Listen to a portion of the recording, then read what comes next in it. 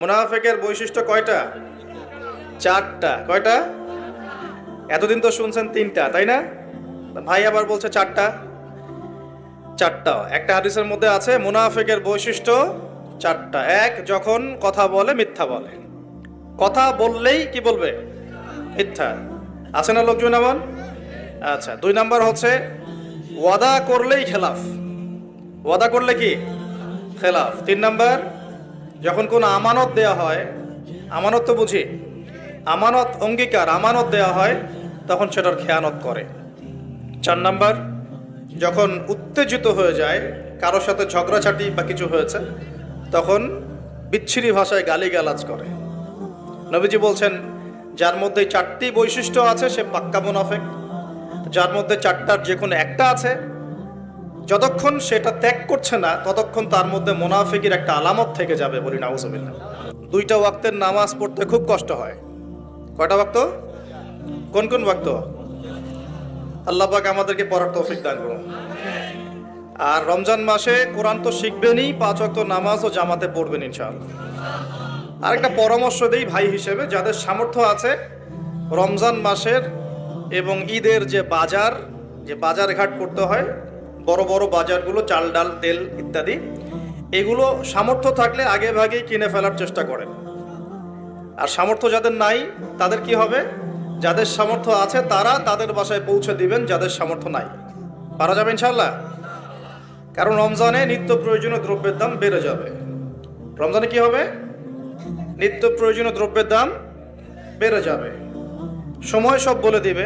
এখন মনে হচ্ছে যে হয়তো ভবিষ্যৎবাণী করলো, তাই না? শোনেন, আকাশে কালো মেঘ দেখা যাচ্ছে, আকাশে কালো মেঘ দেখা যাচ্ছে, আপনি ছাতা নিয়ে বাসা থেকে বের হলেন, তার মানে কি আপনি ভবিষ্যৎ জানেন নাকি আপনার দূরদর্শিতা আছে? কোনটা? আপনি দেখছেন যে আকাশে মেঘ জমেছে, এখন যদি বাসার থেকে আপনি কালো ছাতাটা নিয়ে বের হন, তার মানে কি আপনি গায়েবের খবর জানেন? আপনি সচেতন, যদি বৃষ্টি হয় আমার ছাতা আছে, যদি বৃষ্টি হয় কি ছাতা আছে। এটাকে গায়েবের খবর বলা হয় না, বলা হয় বাসীরা। কি বলা হয়? বাসীরা মানে ইনসাইট, মানে অন্তর্দৃষ্টি। অন্তর্দৃষ্টির দলিল কি কোরআনে আছে? উত্তর হ্যাঁ আছে। কোন সূরা? সূরা কাহফ। কোন সূরা? সূরা কাহফ। খিদর আলাইহিস সালাম যাচ্ছেন মূসা আলাইহিস সালামকে নিয়ে, মনে আছে ঘটনা? তো খিদর আলাইহিস সালাম নৌকায় উঠলেন, নৌকাটা পারে ভেড়ার আগেই খিদর আলাইহিস সালাম নৌকার তলায় ফুটা করে দিলেন। কি করলেন? বিনা পারিশ্রমিকে বেচারা নদী পার করে দিল, উল্টা তিনি নৌকাটা ফুটা করে দিলেন। কাজটা দেখে কি মনে হচ্ছে? খারাপ, তাই না? মূসা আলাইহিস সালামের কাছেও তাই মনে হয়েছিল। তিনি বলেছেন যে আপনি এটা কি করলেন? লাকাদ জিতা শাইআন নুকরা, আপনি তো একটা অন্যায় কাজ করলেন, যে আমাদেরকে বিনা পারিশ্রমিকে পার করে দিল, আপনি নৌকা ফুটা করে ফেললেন। তখন খিদর আলাইহিস সালাম বলছেন, আলাম আকুল লাকা, আমি কি তোমাকে বলি নাই, ইন্নাকা লান তাসতাতিআ মাইয়া সাবরা, তুমি আমার সাথে ধৈর্য ধরতে পারবে না? আবার চললেন, একটা ছোট্ট বাচ্চা, এই যে ছোট্ট বাচ্চাটা কাছে আসলো, খিদর আলাইহিস সালাম তাকে হত্যা করে ফেললেন। একটা বাচ্চাকে হত্যা করে ফেললেন, অপরাধ না?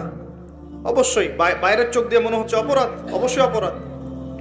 মূসা আলাইহিস সালাম এরকম করে রিয়্যাক্ট করলেন, আপনি এটা কি করলেন? আপনি একটা বাচ্চাকে হত্যা করলেন, এটা তো জঘন্য কাজ হয়ে গেল। খিদর আলাইহিস সালাম বললেন, আর যদি একটা প্রশ্ন করো আমাকে, আমার সাথে আর চলা হবে না। আরও চলতে লাগলেন, চলতে চলতে এমন একটা গ্রামে চলে আসলেন আপনাদের মতো। গ্রামে এসে বললেন, আমরা ক্ষুধার্ত, কিছু মেহমানদারি করা যাবে কিনা? তো গ্রামের লোকজন কেউ খাবার দিল না, পানিও দিল না, কিন্তু একটা বাড়ির দেয়াল পড়ে গিয়েছিল মাটিতে। খিদর আলাইহিস সালাম নিজে রাজমিস্ত্রির কাজ করে দেয়ালটা নির্মাণ করে দিলেন, বিনা পারিশ্রমিকেই, কোনো পারিশ্রমিক নিলেন না। এখন মূসা আলাইহিস সালাম বলছেন যে আপনি তো চাইলে একটু পারিশ্রমিক নিতে পারতেন, তাহলে আমরা, এটা তো মেহমানদারিও করলো না, উল্টা আপনি কষ্ট করে দেয়াল নির্মাণ করে দিলেন বিনা পারিশ্রমিকে, আপনি চাইলেও তো একটু আজর নিতে পারতেন। তখন খিদর আলাইহিস সালাম বলছেন যে হাযা ফিরাকু বাইনি ওয়া বাইনাক, এই হলো তোমার আমার বিচ্ছেদ, তোমার সাথে আমার পথ চলার হলো না। তবে যাওয়ার আগে আমি তোমাকে জানিয়ে দিব কেন আমি এই কাজগুলো করেছি। তখন তিনি বলছেন, আল্লাহর পক্ষ থেকে আমার কাছে জ্ঞান এসেছিল যে ওই নৌকা যদি ফুটা না করতাম, তাহলে ওই নৌকাটা জলদস্যু আছে না, জলদস্যু ডাকাত টাইপের কিছু মানুষ, হ্যাঁ, যারা মানুষের সম্পদ ছিনতাই করে, আত্মসাৎ করে, তো ওরা ওই নৌকাটা যদি ভালো থাকতো তাহলে নিয়ে যেত। নৌকা ফুটা করে দিয়েছি, এটা ত্রুটিযুক্ত, এখন এই ত্রুটিযুক্ত নৌকা ওরা নিবে না। তাই তোমার চোখে মনে হয়েছে কাজটা খারাপ, কিন্তু আসলে আমি ওই ব্যক্তির উপকারই করেছি। বলেন সুবহানাল্লাহ। এটা হচ্ছে বাসীরা বা অন্তর্দৃষ্টি, দূর পর্যন্ত দেখার ক্ষমতা। আল্লাহ পাক সবাইকে দেন, সবাইকে দিলে তো অবস্থা খুব ভালোই হতো। সবাইকে তো দেওয়া হয় না, এগুলো দেওয়া হয়। আসলে সবাই এগুলো পাওয়ার যোগ্যতা অর্জন করতে পারে না। এগুলো পেতে হলে মনটা আগে ফ্রেশ থাকতে হবে, মনের মধ্যে কোনো রকমের হিংসা, বিদ্বেষ, রিয়া, অহংকার, গীবত, তহমত, কোনো পঙ্কিলতা আনা যাবে না। দ্বিতীয়ত আল্লাহ পাকের জিকির বেশি বেশি বাড়াতে হবে। তৃতীয়ত আল্লাহ পাকের হুকুম আহকাম, ফরজ, ওয়াজিব, সুন্নত, মুস্তাহাবের উপর আমল করতে হবে। তারপরে সেজদায় আল্লাহর কাছে কান্নাকাটি করার যোগ্যতা অর্জন করতে হবে। এক কথা, আল্লাহকে যে পাবে, আল্লাহকে নিজের করে পেয়ে যাবে ইনশাআল্লাহ, আল্লাহ পাক তার কলবে আল্লাহ নূর দিয়ে দিবেন ইনশাআল্লাহ। দিবেন না? দিবেন ইনশাআল্লাহ। তো দ্বিতীয় বলছেন তিনি, ওই বাচ্চাকে হত্যা না করলে ওই বাচ্চা একটা বড় কাফের হতো। এমন কাফের হতো যে সে নিজে তো কুফরি করতোই, পিতা মাতাকেও কাফের বানাতো। তো এটা আমি একা একা হত্যা করি নাই, আল্লাহ পাক আমাকে হুকুম করেছেন বলেই আমি কাজটা করেছি। আর ওই যে দেয়াল নির্মাণ করলাম, ওই দেয়াল ছিল ওই বাড়ির দুইজন এতিম বাচ্চার দেয়াল। কিরকম বাচ্চা? কানা আবুহুমা সালিহা, যাদের বাবা মা ছিল সালেহ মানে সৎ। বাবা মা কিন্তু বেঁচে নাই, বাবা মা ছিল সৎ। এতিম বাচ্চা দুটো বেঁচে আছে। এখানে একটা দলিল আছে যে আপনি যদি সৎ হন, আপনি আমি যদি সৎ হতে পারি, আমাদের সন্তান সন্ততিদের দেখাশোনার দায়িত্ব আল্লাহ নিয়ে নিবেন। এই খিদর আলাইহিস সালাম তার পিতামাতা মারা যাওয়ার অনেক পরে সেখানে গিয়েছেন, দেয়াল নির্মাণ করেছেন। কেন? ওই দেয়ালের নিচে ওই পিতা মাতার রেখে যাওয়া সম্পত্তি ছিল এতিম বাচ্চাদের জন্য। ওই দেয়ালটা নির্মাণ না করলে মানুষ ওই সম্পদ লুট করে খেয়ে ফেলত। তাহলে খিদর আলাইহিস সালাম উপকার করেছেন না অপকার করেছেন? আল্লাহ পাক আপনি আমি সৎ হলে আমাদের সন্তানদেরকে আল্লাহ পাক চতুর্দিক থেকে এরকম হেল্প করবেন ইনশাআল্লাহ। আপনি থাকেন আর নাই থাকেন, কথা বুঝতে পারছেন? খিদর আলাইহিস সালাম অনেক পরে গিয়েছেন সেখানে, তার পিতা মাতা ইন্তেকালের অনেক পরে।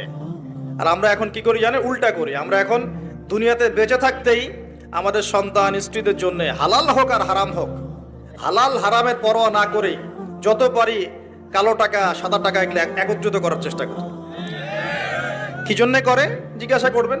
সন্তানের জন্য, স্ত্রীর জন্যে, ভবিষ্যৎ প্রজন্ম ভালো হবে, ওদের বাড়ি করে দেই, ওদের জন্য একটা, ওদের জন্য একটা গাড়ি করে দেই, একটু জমি কিনে দেই, চাষবাস করবে, খাবে দাবে, তাই না? সব কিন্তু মানুষ এগুলোর জন্যই করে। এগুলোর জন্য করতে গিয়ে আপনি সমিতিতে নাম লেখাচ্ছেন, সুদ খাচ্ছেন, কখনো কখনো কেউ ঘুষ নিচ্ছে না, দুর্নীতি করছে, হালাল হারাম কালো সাদার পরোয়া করছে না, আসলেই হলো। তো এই চিন্তাটা আল্লাহ পাক আমাদেরকে ত্যাগ করার তৌফিক দান করুন। আর এই সূরা দলিল যে যদি পিতামাতা সৎ হয় তাহলে প্রজন্মের দেখাশোনার দায়িত্ব স্বয়ং আল্লাহ নিয়ে নিবে ইনশাআল্লাহ। এগুলো কোরআন খুঁটে খুঁটে পড়তে হবে, তাহলে বুঝে আসবে ইনশাআল্লাহ। আল্লাহ পাক আমাদের সবাইকে রমজান মাসে কোরআন শেখার তৌফিক দান করুন। প্রিয় ভাইরা, রমজান মাসে অবশ্যই কোরআন তেলাওয়াত করবেন, কমপক্ষে প্রতিদিন এক পারা করে, প্রতিদিন এক পারা, 30 দিন 30 পারা, এক মাসে কোরআন খতম হবে ইনশাআল্লাহ। এবং তারাবির নামাজ জামাতে এবং খতম তারাবি পড়ার চেষ্টা করবেন। এবং সবচেয়ে সুন্দর তেলাওয়াত করতে পারে এমন কাউকে ইমামতির দায়িত্ব দিবেন। এবং আরও চেষ্টা করবেন সমাজের বিত্তশালী যারা আছেন, সামর্থ্যবান ইমাম খতিব যারা তারাবি পড়াবেন, হাফেজে কোরআন, তাদের হাদিয়া তৌফা বেশি করে দেওয়ার জন্য, যাতে তাদের অন্য টেনশন না থাকে। সারা মাস তারা এইভাবেই ইবাদত করবে, আমাদের সবাইকে নিয়ে নামাজ কালাম পড়াবেন, তাদের পরিবারের দায়িত্ব আমরা নিয়ে নিব ইনশাআল্লাহ। পারা যাবে তো নাকি? সামর্থ্যবান যারা আছেন আগে ভাগে কিছু বাজারঘাট করে রাখতে পারেন। সামর্থ্য নাই যাদের, তাদের ব্যাপারে কি হবে? আমরা আমাদের অংশ থেকে ওদেরকে খাওয়াবো ইনশাআল্লাহ। পারা যাবেন ইনশাআল্লাহ? 5টা খেজুর দিয়ে যদি ইফতার হয়ে যায় তাহলে 6 নাম্বার খেজুরটা দান করে দেবো। পারবো না?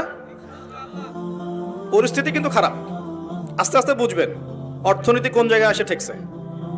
অপচয় যদি বন্ধ না হয়, দুর্নীতি যদি বন্ধ না হয়, ঠিক আছে, পাচার যদি বন্ধ না হয়, এই যে ইকোনমিক স্যাংশনগুলো যদি আমরা উঠাতে না পারি, হ্যাঁ, রিজার্ভ যদি না বৃদ্ধি হয়, এই কৃষিভিত্তিক ইকোনমিক সিস্টেম যদি প্রবৃদ্ধি না দেখে, সুদ যদি অ্যাভয়েড করতে না পারি, জাকাত যদি প্রতিষ্ঠা না করতে পারি, অন্যের খাবারের দায়িত্ব নিতে না পারি, সমস্যা আছে, জাতির সামনে সমস্যা আছে। কি সমস্যা? সময় হলে বুঝতে পারবেন। 5টা খেজুর দিয়ে ইফতার হয়ে গেলে 6 নম্বর খেজুরটা কি করব? দান। বিত্তশালী যারা আছেন রমজান মাসে অবশ্যই যাকাত দিয়ে দিবেন। যাকাত দিবেন না? যাকাত কেন? কারণ আপনার সম্পদের মধ্যে যে গরিবের হকটা আছে এটা বের করে নিয়ে আপনি তার ঘরে পৌঁছে দিবেন। তাহলে কি হবে? ও না খেয়ে মরবে না ইনশাআল্লাহ। ওর কাছেও 3 বেলার খাবার থাকবে ইনশাআল্লাহ। আল্লাহ পাক আমাদের সবাইকে আল্লাহ পাকের প্রদত্ত কোরআন এবং কোরআন কেন্দ্রিক অর্থনীতি বোঝার তৌফিক দান করুন। আর কোরআন মানলে কারো কোনো সমস্যা হওয়ার কথা? পৃথিবীর শুধু কি মুসলিমদের জন্যই কোরআন, নাকি অমুসলিমদের জন্যও কোরআন? আল্লাহ পাক কি বলছেন শোনেন। আল্লাহ পাক এই কিতাবে দরদ মাখা কণ্ঠে বলছেন সূরা কাহফের 54 নম্বর আয়াতে। কত নম্বর আয়াত? 54। আল্লাহ পাক বলছেন ওয়ালাকাদ সাররাফনা ফি হাযাল কুরআন লিন-নাস মিন কুল্লি মাসাল। আল্লাহ বলছেন আমি এই কোরআনের মধ্যে মুসলিমদের না, লিন-নাস মানব জাতির জন্য, পুরো মানব জাতির জন্য প্রত্যেকটা বিষয়কে ব্যাখ্যা করে দিয়েছে। কে ব্যাখ্যা করেছেন? শুধু মুসলিমদের জন্য না পুরো মানব জাতির জন্য? তাহলে পুরো মানব জাতির কল্যাণ আছে কোন কিতাবে? সেই কোরআন তো এখন পুড়িয়ে দিচ্ছে মানুষ, দিচ্ছে না? কেন পোড়াচ্ছে? কি কারণ? কারণ কোরআন তাদের চলমান সমস্ত জাহেলিয়াত এবং জুলুমের বিরুদ্ধে কথা বলেছে। এই কারণে কোরআনের প্রতি এত ক্ষোভ। কোরআন সুদকে ঘৃণা করে, ওরা সুদকে ভালোবাসে, ওরা সারা বিশ্বে সুদ ছড়িয়ে দিয়েছে। কোরআন সমকামিতাকে ঘৃণা করে, করে না? ছেলে ছেলে জেনা, এটা কোরআন ঘৃণা করে না? ওদের ওখানে এটা বৈধ। মাদকদ্রব্য কোরআন কি জায়েজ করেছে না হারাম করেছে? ওদের ওখানে এটা জায়েজ, বৈধ, সবাই খায়। পতিতাবৃত্তি এটা কি কোরআন জায়েজ করেছে না জায়েজ করেছে? ওদের ওখানে দেখা যায় 10টা মেয়ের মধ্যে 5টাই পতিতা। এমনই খবর তো হয়তো রাখেন কতটুকু জানি না। ওখানে দেখা যায় যে বিয়ের আগে একটা মেয়ে কমপক্ষে 10 বার সেক্স করে, এবং বিভিন্ন মানুষের সাথে। একটা ছেলে বিয়ের আগে কমপক্ষে এভারেজে 15 থেকে 20টা মেয়ের সাথে যৌন সম্পর্ক করে। তাই ফ্রি সেক্স মানে সেক্সটা উন্মুক্ত, যে যার সাথে ইচ্ছা করতে পারে। এটা ওদের কাছে ফ্যাশন। কোরআন এখানে বিরুদ্ধে কথা বলছে। কোরআন বলছে ওয়ালা তাকরাবু জিনা, জিনার কাছেও যেও না। সারা বিশ্বে অসহায় মানুষগুলোর উপরে নির্যাতন, নিপীড়ন, জুলুম চাপিয়ে দিচ্ছে, আর কোরআন বলছে জালেমের সহযোগী হয়েও না। মানে প্রতিটা ক্ষেত্রেই কোরআন তাদের চলমান জুলুমের বিরুদ্ধে কথা বলছে বলেই কোরআনের বিরুদ্ধে এত ক্ষোভ। কোরআনকে পুড়িয়ে ফেলতে চায়। আল্লাহর কিতাবকে পুড়িয়ে ফেলা সহজ? আল্লাহর কিতাবকে যে পুড়িয়ে ফেলবে, যে সাথে দুশ্মনী করবে, আল্লাহ পাক তাকে ছেড়ে দিবেন? কখনো ছেড়ে দিয়েছেন? আজকে আমরা দেখব যে আল্লাহ পাক কোন কোন যুগে কিভাবে আযাব দিয়েছেন। শুনবেন তো ইনশাআল্লাহ? মনোযোগ দিয়ে শুনতে হবে। যে আয়াতটা বলছিলাম, আল্লাহ পাক বলছেন হে মুহাম্মদ বলেন সাল্লাল্লাহু আলাইহি ওয়াসাল্লাম, আমি তোমার প্রতি এমন কিতাব নাজিল করেছি, এমন একটা অলৌকিক, আমার পক্ষ থেকে এমন একটা কিতাব নাজিল করেছি, তিবিয়ানান লিকুল্লি শাই। আরবি যারা বোঝেন তাদেরকে জিজ্ঞাসা করে দেখবেন। তিবিয়ানান লিকুল্লি শাই, প্রতিটা বিষয়কে আমি এখানে এক্সপ্লেইন করেছি, ব্যাখ্যা করেছি। এমন কিতাব নাজিল করেছি, এরকম কিতাব আগে কখনো নাজিল করা হয়নি, যেখানে প্রত্যেকটা বিষয় ব্যাখ্যা করা আছে। এমন কোনো কিতাব নাজিল করা হয় নাই।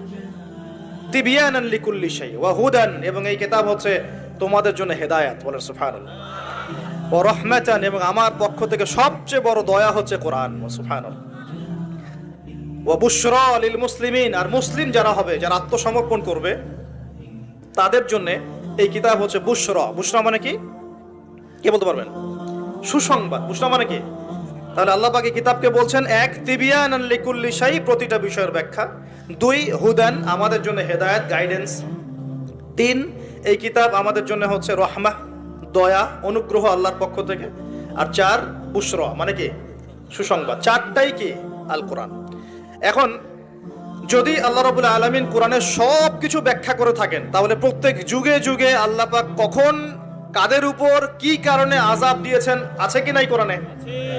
আল্লাহর কথা অনুযায়ী থাকবে কিনা? আল্লাহ পাক বলছেন সবই ব্যাখ্যা করেছে। তার মানে আপনার ব্যক্তি জীবন, আপনার পরিবার, আপনার সমাজ, আপনার অর্থনীতি, আপনার রাজনীতি সবকিছু কোরআনে থাকবে কিনা? তা আমরা যখন বলি যে সব জায়গায় ধর্ম টেনে আনবা না, সব জায়গায় কি আনবা না? ধর্ম টেনে আনবা না, তাহলে এটা কি অজ্ঞতা না? নিঃসন্দেহে তার মধ্যে জ্ঞানের অভাব আছে। জানে না যে কোরআন এবং সুন্নাহ এর মধ্যে সবকিছুই ব্যাখ্যা করা আছে। যেখানে সব ব্যাখ্যা করা থাকবে সেটা গ্রহণ করব না। আর কোরআন সুন্নায় কি শুধু আংশিক জ্ঞান আছে না পরিপূর্ণ জ্ঞান আছে? আচ্ছা, তো আল্লাহ পাক বলছেন কোরআনে সব ব্যাখ্যা করেছে, তাহলে আমাদের জীবনের প্রতিটা ক্ষেত্র কোরআন ব্যাখ্যা করেছে কি করে নাই?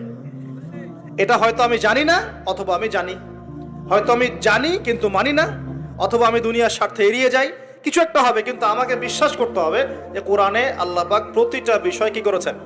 ব্যাখ্যা করেছেন। আর যেখানে হাদিসের প্রয়োজন হয়েছে আল্লাহ পাক হাদিস দিয়ে এটাকে ব্যাখ্যা করেছেন।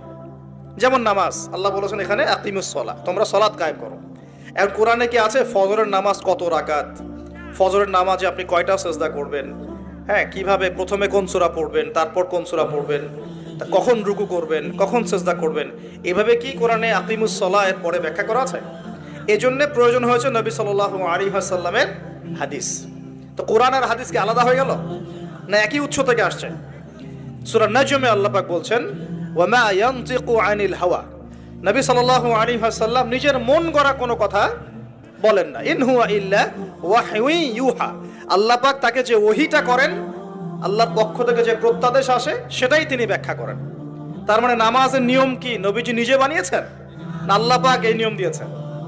অতএব এভাবেই নামাজ, যাকাত, সবকিছুই, রমজানের রোজা, হজ ইত্যাদি প্রতিটা ইবাদত, মুআমালাত, আমাদের ব্যবসা, পরিবার, এভরিথিং আল্লাহ এবং তার রাসূল কোরআন এবং হাদিসে 100% ব্যাখ্যা করেছেন কিনা? আচ্ছা, এই কনসেপ্ট ক্লিয়ার তো? এই কোরআন এবং হাদিস নিয়েই হচ্ছে ইসলাম। আর ইসলাম কি আংশিক না পরিপূর্ণ? আচ্ছা, যার পরিপূর্ণ জীবন ব্যবস্থা যারা আছে তার অন্য কোনো হেদায়েতের দরকার আছে? যার নাই তার দরকার আছে। আমাদের কাছে আছে না পরিপূর্ণতা? আলহামদুলিল্লাহ। এখন তাহলে আল্লাহ পাকের কথা অনুযায়ী কোরআনে যেহেতু সবই ব্যাখ্যা করা আছে, তার মানে প্রত্যেক যুগে যুগে আল্লাহ পাক কেমন আযাব গজব পাঠিয়েছেন, কোন কোন সম্প্রদায়ের উপর পাঠিয়েছেন, কি কি পাপের কারণে পাঠিয়েছেন, এগুলো আছে কি নাই? সমকালীন যে ভূমিকম্প হচ্ছে বা ভূমিকম্প বেশি বেশি হচ্ছে, প্রাকৃতিক দুর্যোগ আসছে ইত্যাদি ইত্যাদি, এগুলোও ব্যাখ্যা করা আছে কি নাই? নিশ্চয়ই আছে। সমকালীন সুদভিত্তিক অর্থনীতি ব্যাখ্যা করা আছে কি নাই? সমকালীন সারা বিশ্বে যে মুসলিমদের উপর নির্যাতন, এগুলো ব্যাখ্যা করা আছে কি নাই? সবকিছুই কোরআনে ব্যাখ্যা করা আছে। খুঁজতে হবে, খুঁজে বের করে সলিউশন নিতে হবে। আমাদের টপিকে আমরা চলে আসি। আল্লাহ পাক কখন, কিভাবে, কোন কোন কওমের উপরে কি কি পাপের কারণে শাস্তি দিয়েছেন। 1 নম্বরে আসি। আমরা এই অংশটুকুকে শাস্তি বলছি না, আল্লাহ পাকের পরীক্ষাই বলছি। কিরকম? আমরা বিশ্বাস করি যে আল্লাহ রাব্বুল আলামিন কাফের, মুশরিক, মুনাফিকদের উপরে আল্লাহর আযাব পাঠান, ঠিক আছে? আচ্ছা, আর মুমিন মুসলিমদের উপর যখন কোনো বিপদ আপদ, বালা মুসিবত আসে, সেটাকে আমরা বলি হয় আমাদের উপর পরীক্ষা, না হলে আমাদের পাপের ফল। এই তো, হয়তো পাপ করেছি কোনো, আল্লাহ পাক শাস্তি দিয়ে মাফ করে দিবেন, দুনিয়াতে শাস্তি দিয়ে পরকালে মাফ করে দিবেন। এরকম হতে পারে মুমিনদের উপরে। অথবা হতে পারে মুসলিমরা তাদের দায়িত্ব ভুলে গেছে, আল্লাহ পাক একটু শাস্তি দিয়ে তার পথে আবার ফিরিয়ে নিয়ে আসলেন, তাই না? এমন হতে পারে না?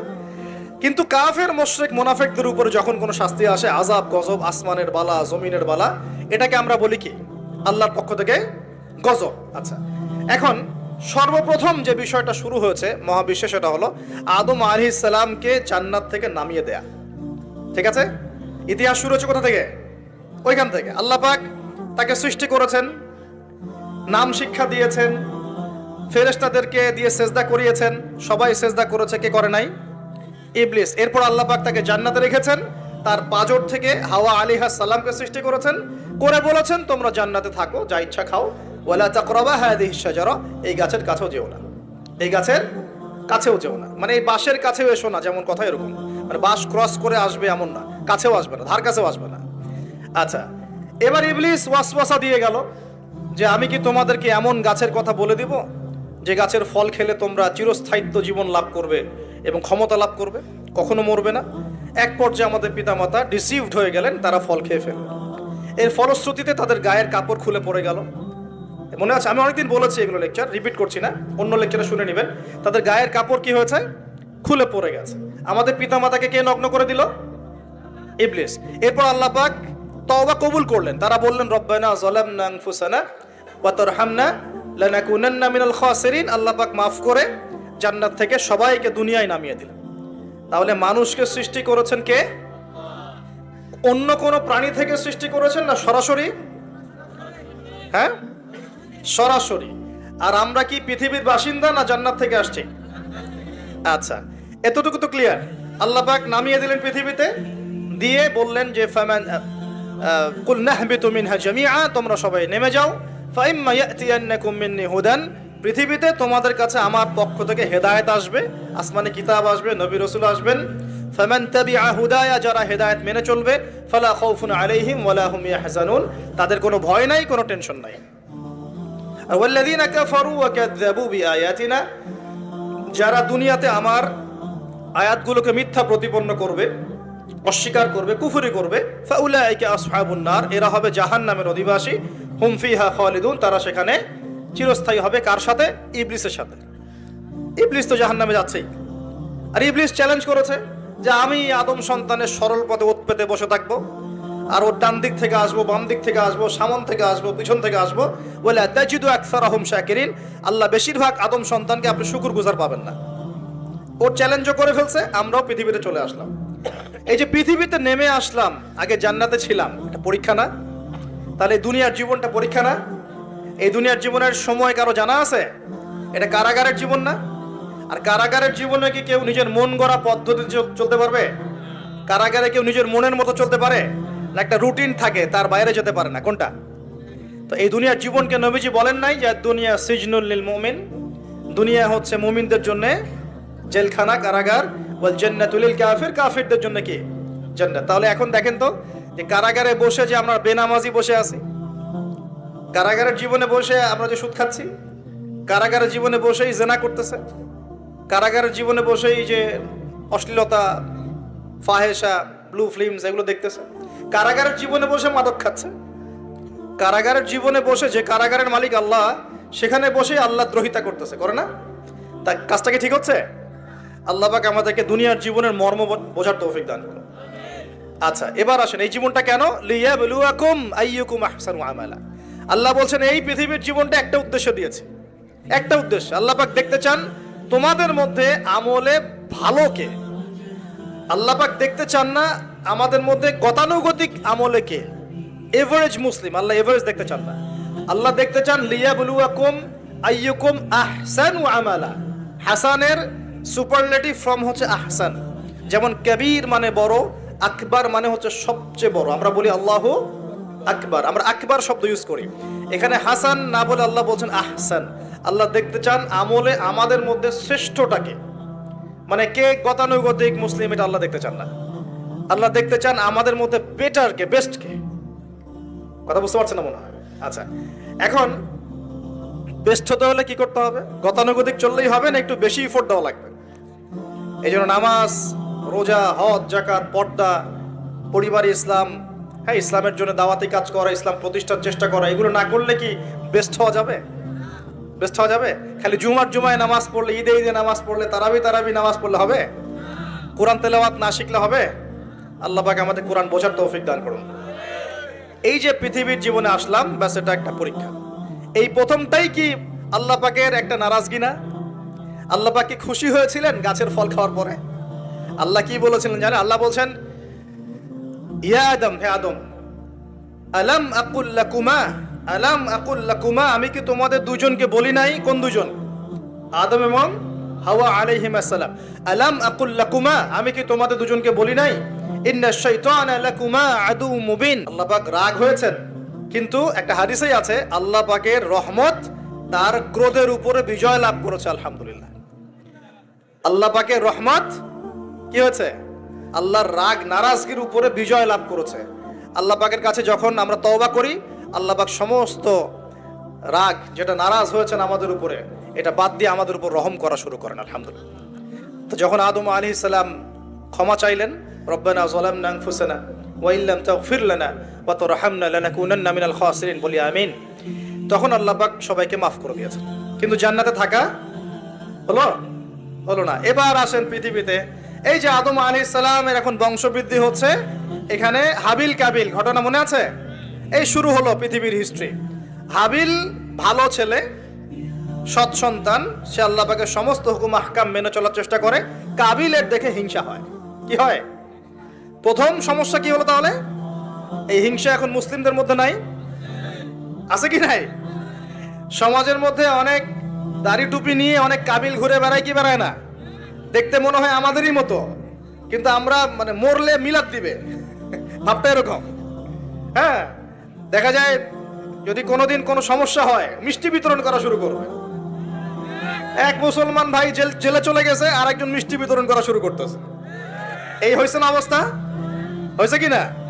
এখানে কাবিল আর হাবিলের সেই হিংসা আছে কি নাই? এখন আল্লাহর শাস্তি কি হলো দেখেন। এবার কাবিল তো হাবিলকে হত্যা করে ফেললো, ব্যাস আল্লাহ রাব্বুল আলামিন কাককে পাঠালেন। কাকে? কাক এসে ঠোঁট দিয়ে মাটি খুঁড়ে খুঁড়ে খুঁড়ে দেখাচ্ছে কিভাবে হাবিলকে দাফন করবে। বেচারা কাবিলের জানা নাই কিভাবে ভাইকে এখন দাফন করব। ওই কাকের কাছ থেকে শিখতে হলো যে কিভাবে মৃত ভাইকে দাফন করতে হয়। সুবহানাল্লাহ।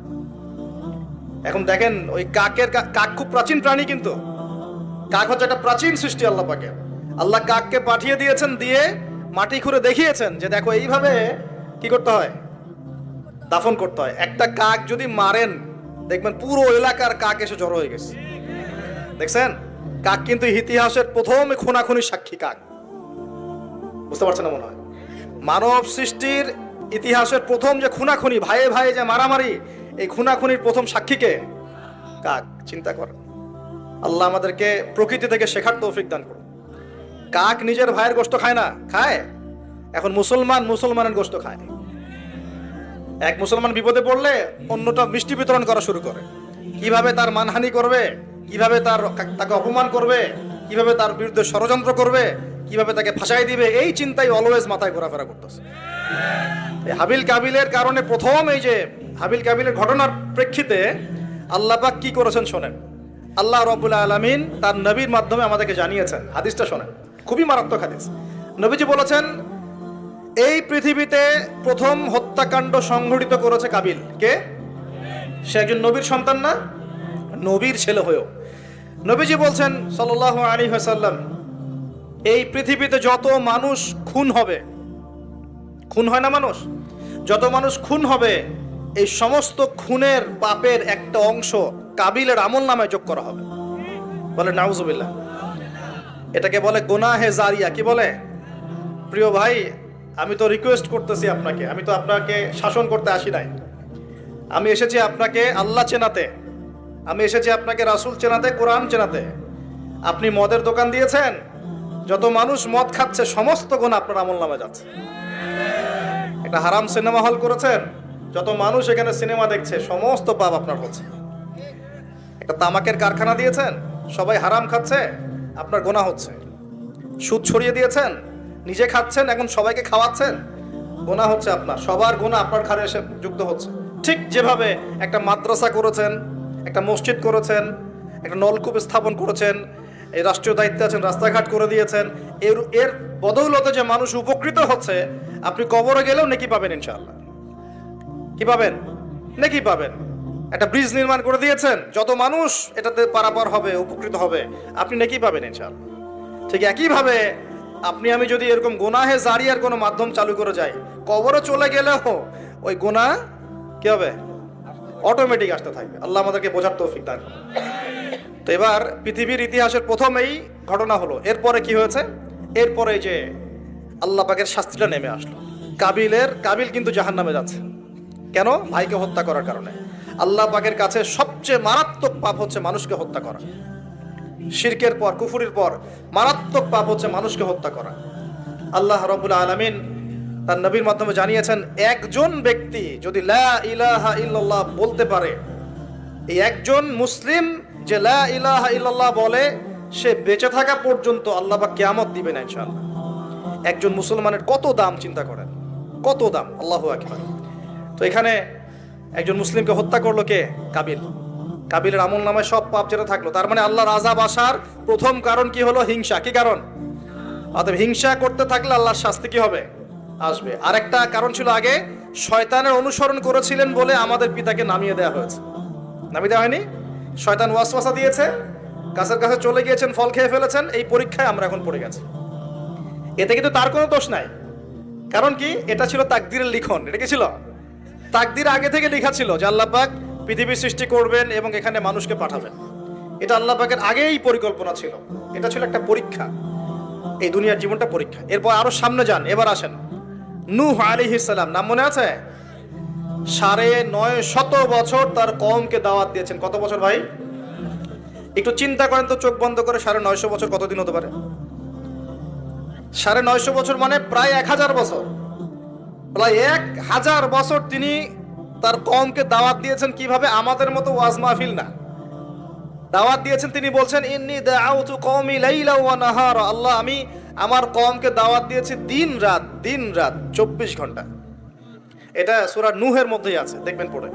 ওয়ালাম ইয়াজিদহুম দুআই ইল্লা ফিরারা, আমার দাওয়াত শুনে এরা খালি পালিয়ে গেছে আমার থেকে, কাছে আসে নাই, খালি পালিয়ে গেছে। কান বন্ধ করে ফেলতো, কাপড় দিয়ে মাথা ঢেকে ফেলতো, আর আমাকে বলতো পাগল। কি বলতো? পাগল। নূহ আলাইহিস সালামকে আল্লাহ পাক তারপরে বললেন, তুমি একটা কাজ করো, তুমি নৌকা নির্মাণ করো। কি করো? এই যে নৌযান নির্মাণ করা, এই সারা পৃথিবীর বাণিজ্য বন্ধ হয়ে যাবে যদি নৌযান না থাকে। জানেন, এই যে এক্সপোর্ট ইম্পোর্ট শিপিং সব বন্ধ হয়ে যাবে কিভাবে? যদি নৌযান না থাকে। আর এই নৌযান সর্বপ্রথম কে সৃষ্টি করেছে? আর এখন আমাদেরকে বলে যে ইসলাম হচ্ছে সেকেলে, না? এরা প্রযুক্তি খুব উন্নয়ন। নূহ আলাইহিস সালাম সর্বপ্রথম মানুষ যিনি এই পৃথিবীর মধ্যে নৌযান নির্মাণ করেছেন। বলে সুবহানাল্লাহ। সভ্যতা শুরু হয়েছে নবীদের হাতে। সভ্যতা কি হয়েছে? নবীদের হাতে শুরু হয়েছে, আর শেষও হবে নবীদের হাতে ইনশাআল্লাহ। কোন নবীর হাতে শেষ হবে? হ্যাঁ, মাশাআল্লাহ, ঈসা আলাইহিস সালামের হাতে। আপনারা তো আমার লেকচার শুনেন না, এখন বুঝতেছেন যে ঈসা আলাইহিস সালাম আসবেন। হ্যাঁ, তিনি আসবেন, এমনি এমনি আসবেন না, তিনি আসবেন এই ইহুদিবাদীদের হাত থেকে এই জেরুজালেম মুক্ত করার জন্য। তিনি আসবেন ইনশাআল্লাহ। অপেক্ষা করতে বলেন খালি। আজকে যে জুলুম আর নির্যাতন সারা বিশ্বে করছে, ঈসা আলাইহিস সালাম যখন আসবেন, পাথর পর্যন্ত কথা বলা শুরু করবে। পাথর কথা বলবে, গাছ কথা বলবে। ইয়া মুসলিম ইন্না ওয়ারাল ইয়াহু তাআল ফাকতুলহু, আসো আমার পিছনে একটা লুকিয়ে আছে, আসো হত্যা করে যাও। ঈসা আলাইহিস সালামের হাতে দাজ্জাল মারা যাবে এই যে বাবেলুত নামক জায়গায়। এই বাবেলুত জায়গাটা এখন প্যালেস্টাইনের মধ্যে পড়েছে। ওইখানে দাজ্জালকে মারা হবে। ঈসা আলাইহিস সালামের নিঃশ্বাস তার গায়ে গিয়ে লাগবে, ও মারা যাবে। ঈসা আলাইহিস সালামের দোয়া ইয়াজুজ আর মাজুজের ধ্বংস হবে। ঈসা আলাইহিস সালাম জেরুজালেম থেকে পুরো বিশ্বে আবার ইসলামিক খেলাফা কায়েম করবেন ইনশাআল্লাহ। এটা না হওয়া পর্যন্ত কিয়ামত হবে না ইনশাআল্লাহ তাআলা। অতএব হতাশ হওয়ার কিছু নাই। তো যেটা বলছিলাম, সভ্যতা শুরু হয়েছে নবী দ্বারা, শেষ হবে কার হাতে? নবীর হাতে। এখন নূহ আলাইহিস সালাম 950 বছর দাওয়াত দিয়ে কি ফলাফল হলো? 40টা বা 80টা পরিবার ইসলাম কবুল করেছে। কতটা? এখানেই তো আপনারা মাশাআল্লাহ হাজার মানুষ বসে আছেন, কথা শুনছেন, সৌভাগ্যের বিষয়। সারা জীবন দাওয়াত দিয়ে 40 বা 80টা ফ্যামিলি। আল্লাহ পাক বললেন, নৌযান নির্মাণ করো, আমার আযাব আসতেছে। কি আসতেছে? আযাব আসতেছে। কেন আযাব? কারণ এই মানুষগুলো, নূহ আলাইহিস সালামের কওমের লোকগুলো একটা মহাপাপ করেছিল। তারা ওয়াদ্দা, ইয়াগুস, ইয়াউক, নাসর এরকম কিছু মূর্তি বানিয়ে নিয়েছে, এবং এই স্ট্যাচুগুলোর তারা ওয়ার্শিপ করত, উপাসনা করত।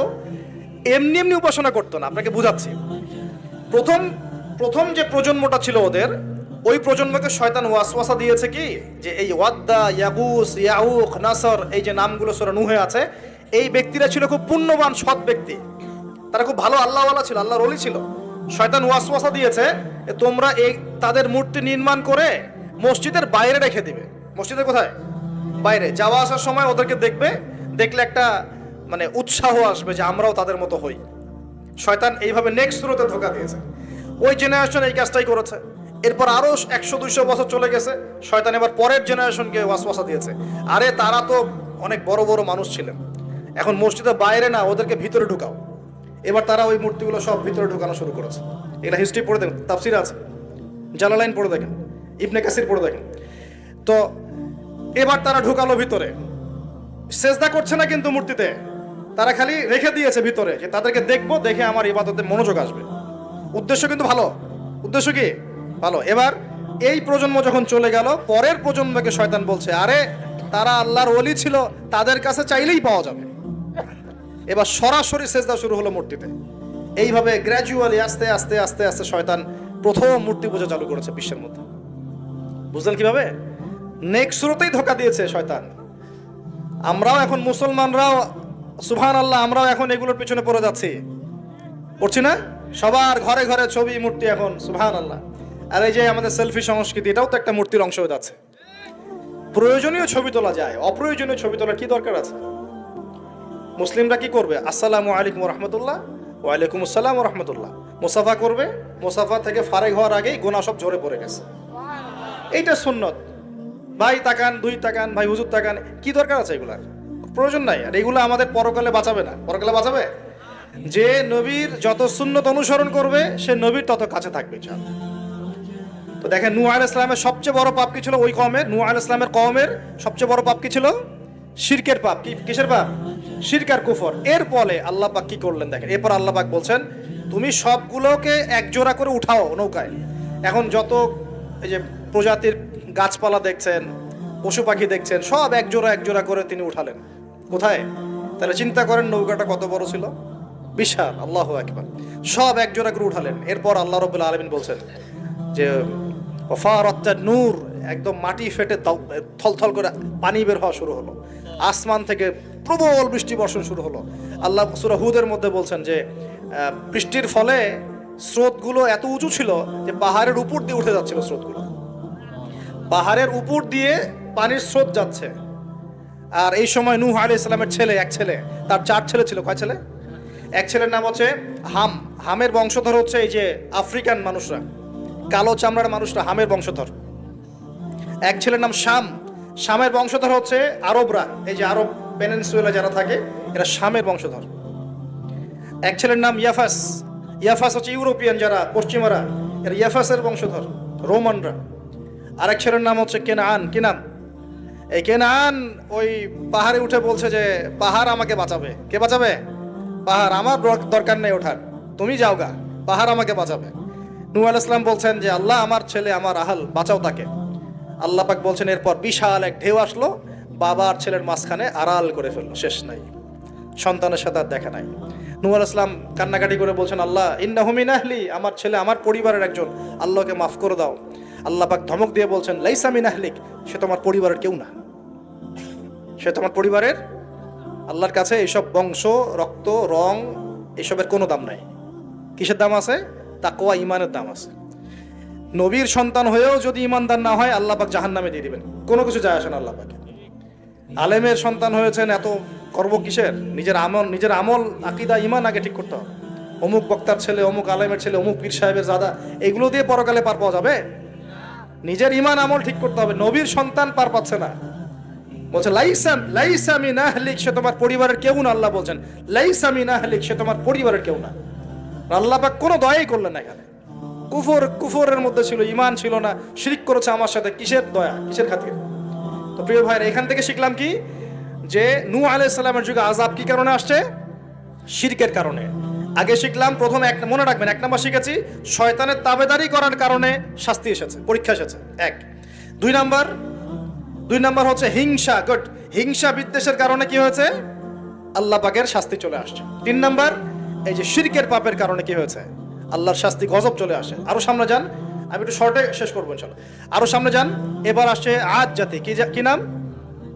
আদ জাতির লোকেরা অনেক লম্বা চওড়া, এক একজনের দেহের এমন কাঠামো যে পাহাড় কেটে কেটে বাড়ি নির্মাণ করতে পারে। আমরা তো এখন ছোট না সাইজে, এখন এগুলো মানুষের কাছে মনে হয় যে রূপকথা। আসলে রূপকথা না এগুলা, কোরআন বলেছে ওরা এমন শক্তিশালী ছিল, তারা বলতো মান আশাদ্দু মিন্না কুওয়া, কে আছে আমাদের চেয়ে বড় শক্তিশালী। এবার হুদ আলাইহিস সালামকে পাঠানো হলো এদের মধ্যে হেদায়েতের বাণী নিয়ে। তো হুদ আলাইহিস সালাম দাওয়াতি কাজ করলেন, অল্প কিছু মানুষ ইমানদার হলো, বাকিরা কাফের থেকে গেল। আর যারা কাফের থাকলো তারা বলল যে নিয়ে আসো আল্লাহর আযাব দেখি, কত বড় আযাব আনতে পারো, আনো দেখি। আল্লাহ রাব্বুল আলামিন তাদের ব্যাপারে বলেছেন যে ওয়াম্মা আদুন, এবং আদ জাতির ক্ষেত্রে ফাহলাকনা বিরিহিন সরসরিন আতিয়া, প্রচন্ড ঘূর্ণিঝড় বাতাস দিয়ে ওদেরকে আমি উপরে ফেলে দিলাম। সুবহানাল্লাহ। মাত্র 6 দিন 7 রাত বাতাস প্রবাহিত হয়েছে, ঘূর্ণিঝড় বাতাস, এই ঝড় দিয়ে আল্লাহ পাক আদ জাতিকে উপরে ফেলে দিয়েছে। আল্লাহ বলছেন ওরা বাড়ির সামনে এমন করে পড়েছিল যেন মনে হচ্ছে যে ওই যে গাছের ডাল পড়ে থাকলে যেমন হয় না, খেজুর গাছের ডাল, ওই রকম করে পড়েছিল। বিশাল শক্তিধারী। কি অপরাধ ছিল ওদের? মান আশাদ্দু মিন্না কুওয়া, আমাদের যে শক্তিশালী আর কে আছে? এই যে অহংকার, এটা কি অহংকার?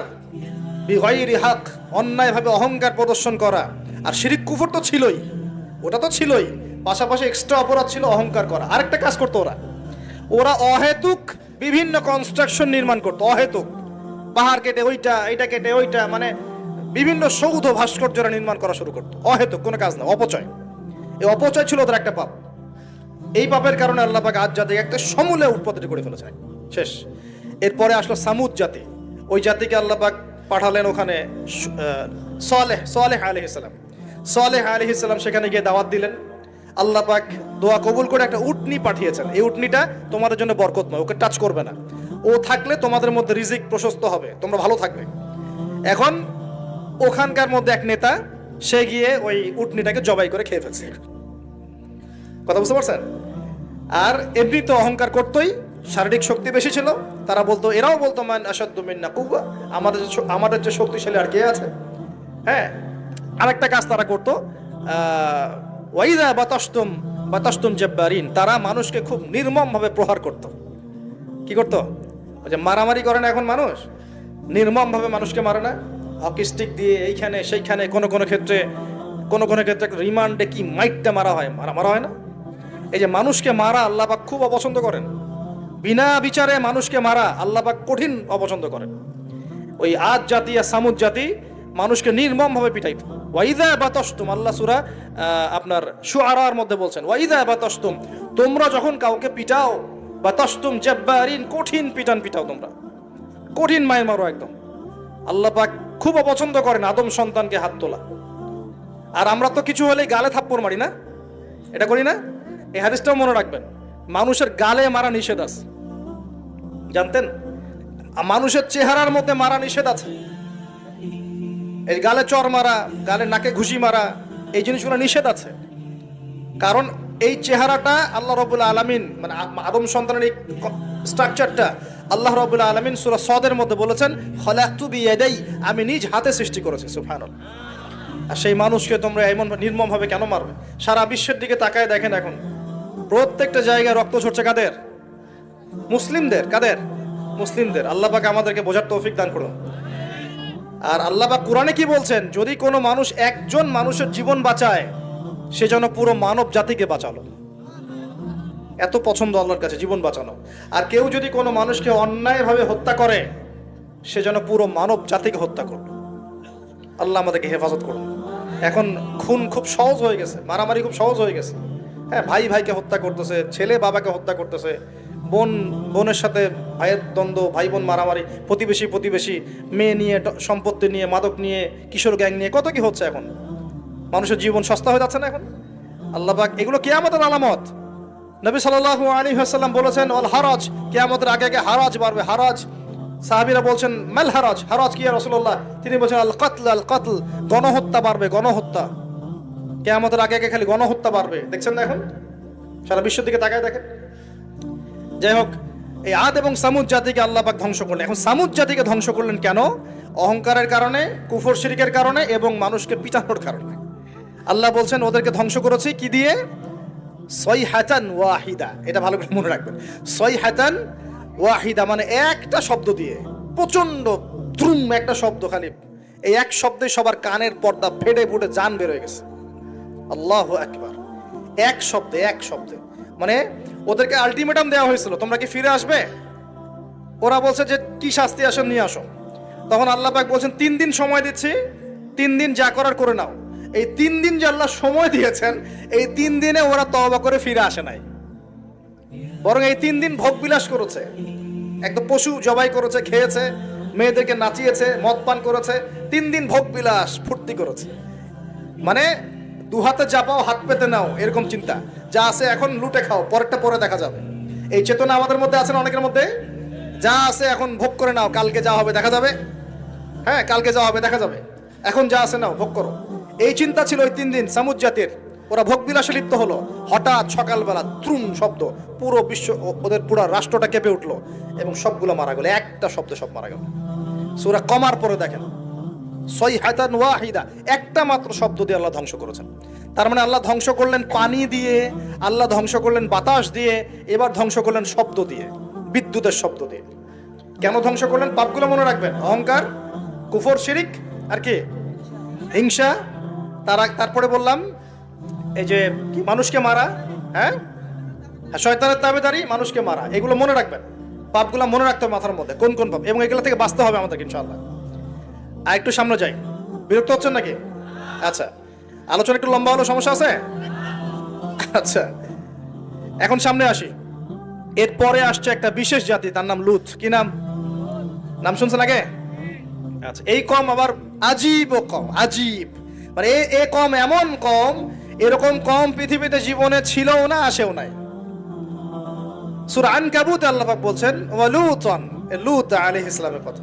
ইয ক্বালা লিকওমিহি, যখন সে তার কওমকে বলল, হে আমার কওম, তোমরা কি এমন পাপ করতে যাচ্ছ যে পাপ এই মহাবিশ্বে জীবনেও কেউ কখনো করে নাই? আইন্নাকুম লাতাতুনা রিজাল, তোমরা কি পুরুষের কাছে যাচ্ছ যৌন তৃপ্তি নেওয়ার জন্য? আস্তাগফিরুল্লাহ। ওয়া তাকতাউনা সাবিল, আর ডাকাতি করছো রাস্তার মধ্যে। রাস্তার মধ্যে ডাকাতি করতো, আর পুরুষে পুরুষে জেনা করতো। বলেন নাউজুবিল্লাহ। এমন একটা অবস্থা, মানে এমন একটা অবস্থা যে আল্লাহ পাক ওদেরকে শাস্তি দেওয়ার জন্য দুজন ফেরেশতাকে পাঠিয়েছেন। একজনের নাম জিবরাইল আলাইহিস সালাম, একজন হচ্ছে মিকাইল আলাইহিস সালাম। এখন তারা এসেছেন লূত আলাইহিস সালামের বাসায় কিসের রূপ ধরে? সুন্দর বালকের রূপ ধরে। ছোট ছোট বালক দেখতে সুন্দর লাগে না? ছোট ছোট কচি কাঁচা বালক দেখতে সুন্দর লাগে না? তো এই রূপ ধরে দুজন ফেরেশতা আসছেন, উদ্দেশ্য এদেরকে শাস্তি দিবে। এখন এরা কি করছে জানেন? এরা লূত আলাইহিস সালামের বাসায় গেছে। বাসায় গিয়ে বলছে, তোমার ওই যে মেহমান, ওদেরকে নিতে আসছি।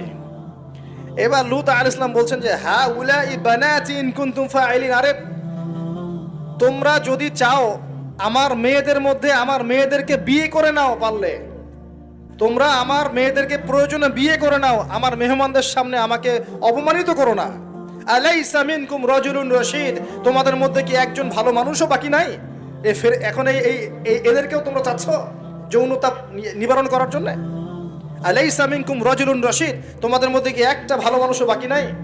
তখন এরা বলছে, লূত আলাইহিস সালাম কওম বলছে যে তুমি তো খুব ভালো করেই জানো, ওয়াইন্নাকা লাতা'লামু মা নুরিদ, তুমি তো খুব ভালো করেই জানো যে আমরা আসলে কি চাচ্ছি। তোমার মেয়েদের ব্যাপারে আমাদের কোনো আগ্রহ নাই, তোমার মেয়েদের ব্যাপারে আমাদের কোনো আগ্রহ নাই, আমরা এই ছেলেগুলোকে চাচ্ছি। নাউজুবিল্লাহ। চিন্তা করতে পারেন? এবার ফেরেশতা দুজন বলছেন যে লূত তুমি চিন্তা করো না, তারা তোমার কাছে আসতে পারবে না। তাদেরকে ইন্না মাউইদাহুমুস সুবহ, তাদেরকে সকাল পর্যন্ত সময় দেয়া হয়েছে। আলাইসা সুবহু বিকরিব, সকাল কি কাছে নয়? আল্লাহ বলছেন। সকালবেলা লূত আলাইহিস সালাম তার পরিবারকে নিয়ে বেরিয়ে গেলেন, কিন্তু তার স্ত্রী সে কিন্তু কাফের ছিল, সে ধ্বংস হয়ে গেল। লূত আলাইহিস সালাম চলে যাচ্ছেন, ফেরেশতারা বলছেন ফিরেও তাকাবে না পিছনে, কি হচ্ছে। এবার আল্লাহ পাক এমন শাস্তি দিলেন, দেখেন এই যে জমিনটা, এই জমিনটাকে আল্লাহ পাক ওই ফেরেশতাদের পাখা দিয়ে উঠিয়ে আসমানে উঠালেন। চিন্তা করেন, জমিন উঠে গেছে কোথায়? আসমানে। উঠিয়ে আল্লাহ পাক আসমান থেকে অঝোর ধারায় পাথর বর্ষণ করেছেন। পাথর বর্ষণ করে ওদের গা সব থেতলে দিয়ে আল্লাহ পাক উল্টা দিকে দাফন করে দিয়েছেন এদেরকে। আল্লাহু আকবার। এটা আপনি ইন্টারনেট সার্চ করলে দেখতে পারবেন যে জর্ডান একটা জায়গা আছে, ওই জর্ডানের আশপাশে এই কওমে লূত থাকতো। ডেড সি, মৃত সাগর নামে একটা জায়গা আছে, ওখানে ওই জায়গাতেই তারা বসবাস করত, আরবের কাছাকাছি। আল্লাহ পাক বলছেন তোমরা তো দেখতে পারো ওদের অবস্থা কি হয়েছে, তোমাদের কাছেই আছে, বাড়ির কাছেই। কেন হলো এই পাপ? কেন হলো শাস্তি? কোন পাপের কারণে? শিরক কুফর তো আছেই, তার উপরে স্পেশাল পাপ কি? সমকামিতা। কি পাপ? এই সমকামিতা উম্মতে মুহাম্মাদের মধ্যে ছড়িয়ে পড়ছে কিনা? আল্লাহু আকবার। আপনাদের শহরগুলোতে আস্তে আস্তে সমকামিতা ছড়িয়ে পড়ছে ভিতরে ভিতরে, এবং আল্লাহর আযাব বেশি দূর বাকি নাই। আমার কাছে মনে হয় আল্লাহর আযাব আসতে বেশি বাকি নাই, আসার মতো যোগ্য আমরা আগেই হয়েছি। এখন যেটা টিকে আছে আল্লাহর রহমতে টিকে আছে। যদি আল্লাহ পাক কোনোদিন যাররা পরিমাণ শাস্তি প্রদান করতে চান, তাহলে আমাদের কারো রক্ষা থাকবে না। থাকবে? সমকামিতা ছড়িয়ে পড়ছে, সারা বিশ্ব জুড়ে ছড়িয়ে পড়ছে। অনলাইনে এগুলোকে উস্কে দেওয়া হচ্ছে, অফলাইনে এগুলো নিয়ে আন্দোলন হচ্ছে। তারা এখন অধিকার চাচ্ছে। তাদের রেইনবো ফ্ল্যাগ আছে, 7 রঙের ফ্ল্যাগ, ওদের আইডেন্টিটি। তারপরে বিভিন্ন জায়গায় সমকামিতার পাঠও দেওয়া হচ্ছে। সুবহানাল্লাহ। হ্যাঁ, বইপত্রগুলো তো সমকামিতার পাঠও চলে আসতেছে। মানে এগুলোকে বাক স্বাধীনতা বলা হচ্ছে এখন। না, এটা বাক না, বলে ব্যক্তি স্বাধীনতা। কি বলে? ব্যক্তি স্বাধীনতা। আস্তাগফিরুল্লাহ। তো দেখুন, এটা এমন পাপ যে পাপ সম্পর্কে নবীজি সতর্ক করেছিলেন। তিনি বলেছিলেন যে আমার উম্মতের উপরে আমি যে কয়েকটা পাপের ব্যাপারে বেশি ভয় পাই, তার একটা হচ্ছে শিরকের পাপ। আমার উম্মত মূর্তি পূজা করবে, আমি ভয় পাই তাদের উপরে শিরকে খফি, গোপন শিরকের পাপ, যে মানুষ এজন্য নামাজ পড়বে, অন্য তাকে ভালো বলবে এজন্যে। আমি ভয় পাই আমার উম্মতের সমকামিতা, আমার উম্মতের সমকামিতা ছড়িয়ে পড়বে। পড়েছে কি পড়ে নাই?